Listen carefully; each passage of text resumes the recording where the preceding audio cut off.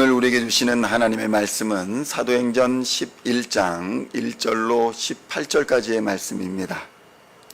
사도행전 11장 1절로 18절까지의 말씀 찾으셨으면 함께 한 목소리로 봉독하도록 하겠습니다.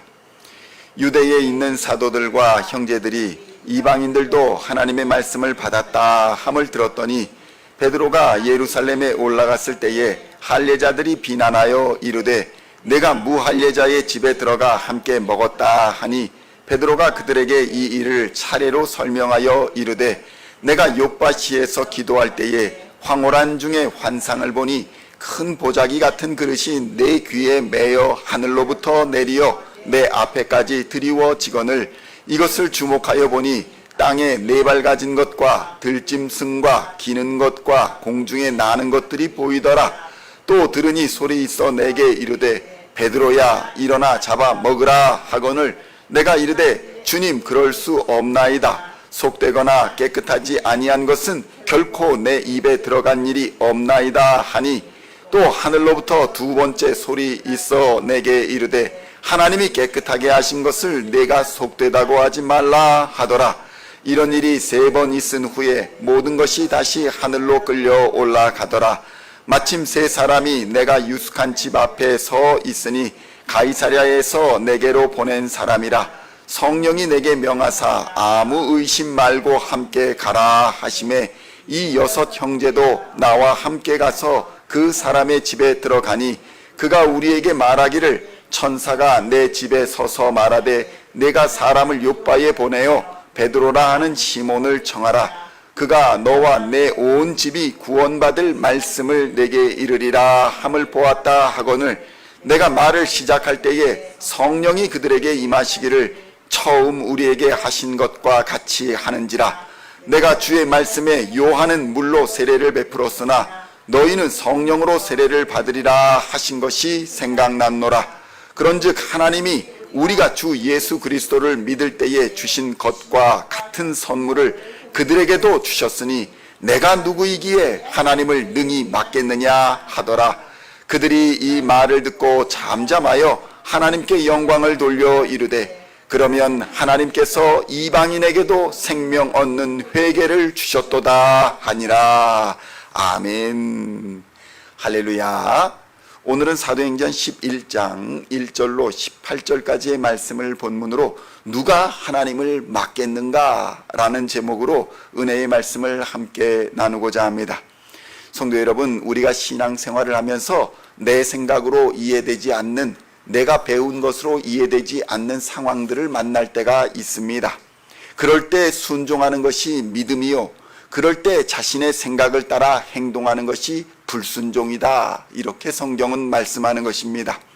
우리가 신앙의 길, 믿음의 길을 가는지 아니면 불순종을 따라 불신앙의 길로 가는지는 바로 그러한 내 생각과 다른 상황이 벌어지면, 그런 상황이 닥치면 드러나게 되는 것입니다.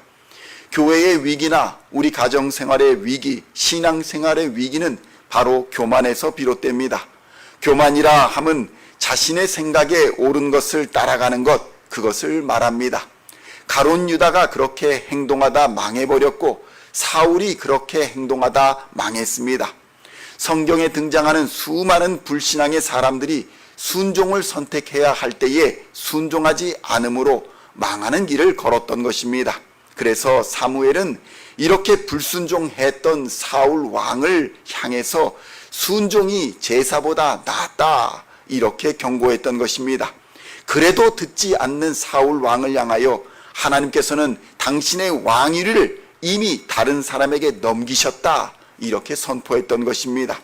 그런데 그런 상황에서도 사울은 전혀 정신을 차리지 못했습니다. 왜냐하면 그의 신앙은 이미 엉망이었는데 세상 일은 잘 풀려나갔기 때문이었습니다. 내 신앙생활은 엉망진창으로 하고 있는데 세상 일은 잘 되어가니 아니 뭐 이것이 뭐 큰 문제가 있겠느냐라고 생각하며 하나님을 경외하지도 두려워하지도 않았던 것입니다. 그래서 돌이켜야 할 때 돌이키지 않았고 그 결과로서 비참한 죽음을 맞이하게 된 것입니다. 오늘 본문에 보면 예루살렘의 할례자라고 불리는 사람들도 사울왕과 같은 그런 결말을 맞이할 뻔했습니다. 베드로가 이방인 사역을 하고 돌아왔는데 이 이방인 사역을 가지고 방해하며 도저히 있을 수 없는 일이다 라고 말하고 해명을 촉구했던 것입니다. 사도행전 11장 1절로 3절의 말씀을 함께 봉독하겠습니다. 유대에 있는 사도들과 형제들이 이방인들도 하나님의 말씀을 받았다 함을 들었더니 베드로가 예루살렘에 올라갔을 때에 할례자들이 비난하여 이르되 내가 무할례자의 집에 들어가 함께 먹었다 하니, 성도 여러분, 드러난 사실만을 가지고 야, 너가 이렇게 잘못된 길을 가면 이게 하나님의 일에 합당한 것이냐, 이렇게 생각할 수도 분명히 있습니다. 당시 유대인들에게 할례받은 유대인들이 아니 할례받지도 아니한 이방인들, 사마리아인들과 어울린다라는 것은 말도 안 되는 일이었습니다. 극도로 경계하는 일이었습니다. 그러한 행위가 곧 하나님을 배신하는, 하나님의 약속된 백성으로서 살지 않는 불신앙의 행위라고 그들은 믿고 행했던 것입니다. 그래서 그들의 관습과 그들이 배워온 것을 바탕으로 베드로가 그렇게 행했다고 하니 베드로를 향해서 항의하고 따져 물었던 것입니다. 당신이 해서는 안 될 짓을 했습니다. 이렇게 공격했던 것입니다. 그러자 예루살렘 교회의 지도자였던 베드로는 이러한 공격에 그에게 강권적으로 역사하셨던 하나님을 증거하기 시작했습니다. 지금으로 말하면 설교를 통해서 하나님의 뜻과 계획이 어디에 있었는지, 왜 자신이 그렇게 행동할 수밖에 없었는지를 전했던 것입니다. 사도행전 11장 5절로 10절의 말씀을 함께 봉독하겠습니다.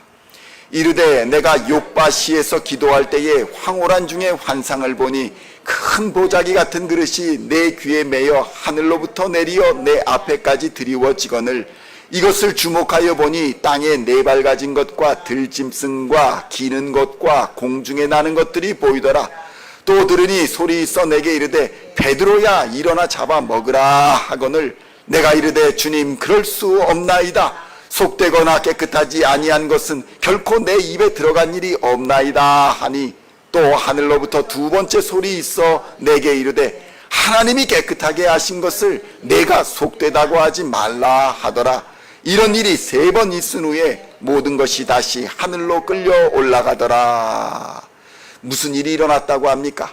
하나님께서 강권적으로 잡아먹으라 라고 했는데 나는 유대의 율법을 지키며 나는 하나님께서 이미 주신 말씀을 지키며 하나님 그럴 수 없습니다. 3번이나 자기는 거부했다는 것입니다. 이러한 하나님의 주권적인 하심이 있음에도 자신은 유대인으로 살기 위해, 자신이 배운 것대로 살기 위해 그렇게 노력했다는 것입니다. 그런데 하나님께서는 이 환상 이후에 강권적인 역사하심으로 자신에게 사람을 붙여주더라는 것입니다. 그래서 자신이 이 말씀의 원리를 깨닫고 이 비밀을 깨닫고 그 복음을 전했을 때에 놀라운 하나님의 역사가 임하는 것을 자신의 눈으로 목격했다고 증언하고 있는 것입니다. 성도 여러분, 하나님의 주권적인 역사하심과 예수 그리스도로 말미암은 구원의 선물을 주시기로 작정하신 하나님의 뜻과 계획, 이것에 순종하였다는 것을 담대히 전할 때에 이 설교를 들은 자들, 이 할례받은 자들의 반응은 사울 왕이나 가룟 유다와는 달랐습니다. 예수 안에서 할례자나 무할례자나 유대인이나 이방인이나 모두 하나님의 자녀가 될 수 있다라는 이 사실은 당시로서는 도저히 받아들일 수 없는 것이었기 때문이었는데, 그럼에도 불구하고 이 설교를 들으면서 이 사람들은 자신의 고집이나 교만함이나 이런 것들을 내려놓는 선택을 하였다는 것입니다. 하나님의 역사하심을 인정하고 순종하였다는 것입니다. 사도행전 11장 17절로 18절의 말씀 함께 봉독하겠습니다. 그런즉 하나님이 우리가 주 예수 그리스도를 믿을 때에 주신 것과 같은 선물을 그들에게도 주셨으니 내가 누구이기에 하나님을 능히 막겠느냐 하더라. 그들이 이 말을 듣고 잠잠하여 하나님께 영광을 돌려 이르되 그러면 하나님께서 이방인에게도 생명 얻는 회개를 주셨다 하니라. 아멘. 무엇을 말씀하고 있습니까? 그들이 믿음으로 순종했다는 것입니다. 그들이 지식을 내려놓고 그들이 지금까지 배워온 관습을 내려놓았다는 것입니다. 그러면 나는 그렇게 인정하지 못하겠지만 하나님께서 이방인에게도 생명 주시는, 생명을 얻는 회개를 주셨습니다. 믿음으로 순종했다는 것입니다. 성도 여러분, 이런 교회가 부흥을 경험하게 되는 줄로 믿습니다. 이런 교회가 하나님의 능력을 경험하게 되는 것입니다. 이런 교회가 기적을 경험하게 되는 것입니다. 자신이 이해할 수 없는 일도 하나님께 영광을 돌리며 순종하는 자들에게는 하나님께서 하늘의 문을 여시고 능력과 복을 부어 주십니다. 그러나 끝까지 돌이키지 않는 자는 가룟 유다나 사울 왕과 같은 결말을 맞이하게 된다는 것이 성경이 우리에게 주는 경고인 것입니다. 성도 여러분, 초대교회는 이처럼 자신들이 배워온 지식들과 싸웠습니다. 자신들을 괴롭히고 있던 관습들과 싸웠습니다. 예수 그리스도의 복음을 따라 오직 예수 안에서 순종함으로 구원의 문을 열었던 교회가 바로 초대교회였던 것입니다. 오늘날 그렇다면 우리 교회에 요구하시는 순종은 과연 무엇일까요? 내려놓아야 하는 나의 교만함과 나의 지식과 나의 배워온 관습은 과연 무엇일까요?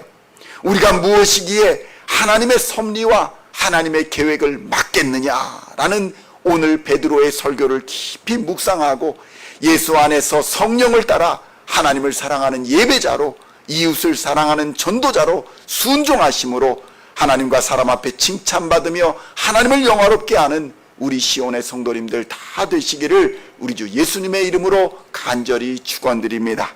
기도하시겠습니다. 하나님 아버지, 감사합니다. 내가 누구이기에 하나님을 능히 맡겠느냐. 이 고백의 설교를 따라 순종하였던 초대교회 성도들처럼 우리도 하나님의 말씀을 따라 예수의 십자가를 지고 하나님을 사랑하는 예배자로, 이웃을 사랑하는 전도자로 우리에게 맡기신 사명 감당하는 하나님의 사람들 되게 하여 주시옵소서. 한 영혼을 구원하는 그러한 성도가 되게 하여 주시고, 주의 복음을 선포하는 성도들이 되게 하여 주시고, 잃어버린 자를 찾아 구원하는 방주로서의 사명을 감당할 수 있도록 주님 역사하여 주시옵소서. 예수를 머리로 지체된 우리가 하나님께서 맡기신 사명 잘 감당하여서 온전한 교회로서 이 땅의 빛과 소금의 역할을 감당할 수 있도록 주님 인도하여 주시옵소서. 그럴 때에 하나님께서 막힌 담을 무너뜨려 주시고 닫힌 문을 열어주시고 어둠과 죄악의 권세를 물리쳐 주시며 사탄 마귀를 이기게 하여 주실 줄로 믿습니다. 순종하는 자들에게 하나님의 능력이 임하며 순종하는 자들에게 구원의 문이 열린다는 오늘의 말씀을 하나님 마음에 깊이 새기고 변화를 받아 그렇게 믿음으로 살아가는 하나님의 사람들 다 되게 하여 주시옵소서. 감사를 드리옵고 우리를 구원하신 우리 구주 예수 그리스도의 이름으로 간절히 기도하옵나이다. 아멘.